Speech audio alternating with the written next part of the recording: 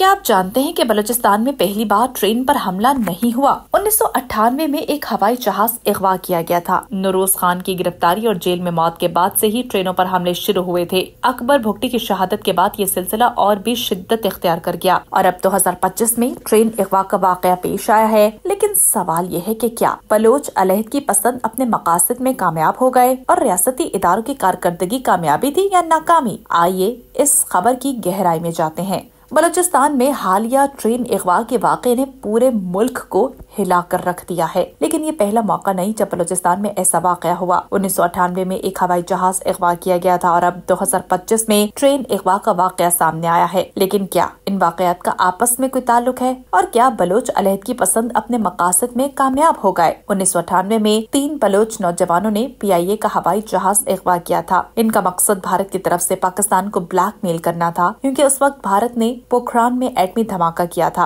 और पाकिस्तान जवाबी धमाके की तैयारी कर रहा था। हाईजैकरों ने जहाज को हाईजैक करके अपने मुतालिबात पेश किए, लेकिन पाकिस्तानी रेंजर्स और पुलिस ने बहादुरी से इन पर काबू पा लिया। इस वाकये में 2 पुलिस अफसरान ने बगैर असलहे के 3 मुसल्लह हाईजैकर्स को गिरफ्तार कर लिया था। अब 2025 में बलूचिस्तान में ट्रेन अगवा का वाकया पेश आया है। ये वाकया जाफर ट्रेन पर हुआ, जिसमें कई मुसाफिर हलाक और जख्मी हुए। लेकिन सवाल ये है कि क्या बलोच अलहदगी पसंद अपने मकासद में कामयाब हो गए? तारीख बताती है कि तशद्दुद और कत्ल गारत के जरिए बलोच अलहदगी पसंदों ने कभी भी अपने मकासद हासिल नहीं किए। 1998 के हवाई जहाज अगवा के बाद भी वो नाकाम रहे और अब ट्रेन अगवा के बाद भी इनकी कोशिशें बेनतीजा रही हैं। ट्रेन अगवा के वाकये में रियासती इदारों की कारकर्दगी पर भी सवालात उठ रहे हैं। क्या ये कामयाबी थी या नाकामी? एक तरफ रियासती इदारों ने हाईजैकर्स पर काबू पा लिया और कई जानी नुकसान उठाया, लेकिन दूसरी तरफ ये सवाल भी उठता है कि आखिर ऐसे वाकयात क्यों हो रहे हैं? क्या बलूचिस्तान के हालात को बेहतर बनाने के लिए कोई जामे हिकमत अमली मौजूद है? बलूचिस्तान में तशद्दुद की तारीख बहुत पुरानी है। नवाब नूरोज खान की गिरफ्तारी और जेल में मौत के बाद से ही ट्रेनों पर हमले शुरू हुए थे।